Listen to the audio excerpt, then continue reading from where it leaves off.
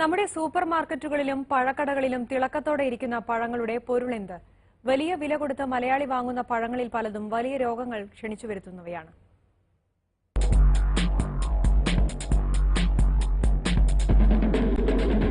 തിരുവനന്തപുരത്തെ ഒരു കടയിൽ നിന്ന് വാങ്ങിയ 1.5 കിലോ ആപ്പിളാണിത്.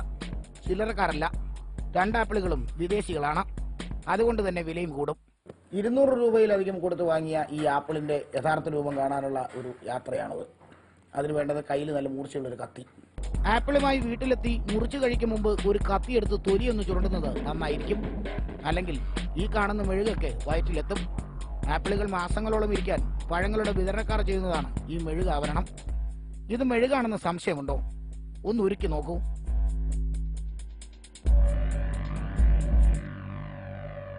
അതുമല്ലെങ്കിൽ ഒരു ആപ്പിൾ എടുത്ത് തീയിലെടുത്ത് ഒന്ന് പിടിച്ചു നോക്കിയാൽ മതി. ആപ്പിൾ തീയിൽ ചാടി പിടിക്കും. വലിയ വില കൊടുത്ത് ഇറക്കുമതി ചെയ്ത് ആപ്പിൾ വാങ്ങി തിന്നുന്നതിന് മുൻപ് വെള്ളത്തിൽ കഴുകിയിട്ട് കാര്യമില്ല. കാരണം മെഴുക് വെള്ളം പിടിക്കില്ല. പല പഴങ്ങളുടെയും പുറം കാഴ്ച പോലെ അത്ര സുന്ദരമല്ല അകത്തെ കാഴ്ച. സൂക്ഷിച്ചാൽ ദുഃഖിക്കേണ്ട. ദിവസവും ഒരു ആപ്പിൾ കഴിക്കുന്നത് രോഗങ്ങളെ അകറ്റി നിർത്തുമെന്നാണ് ഡോക്ടർമാർ പറയുന്നത്. പക്ഷേ എല്ലാ ഗുണനിലവാരവും ഉണ്ടെന്ന് അവകാശപ്പെടുന്ന ഈ ആപ്പിൾ വാങ്ങി കഴിച്ചാൽ ആശുപത്രിയിൽ നിന്ന് ഇറങ്ങാനുള്ള സമയമുണ്ടാകില്ല. തിരുവനന്തപുരത്ത് നിന്ന് ക്യാമറമാൻ സുരേഷ് നായർക്കൊപ്പം എസ് ലല്ലു, ഏഷ്യാനെറ്റ് ന്യൂസ്.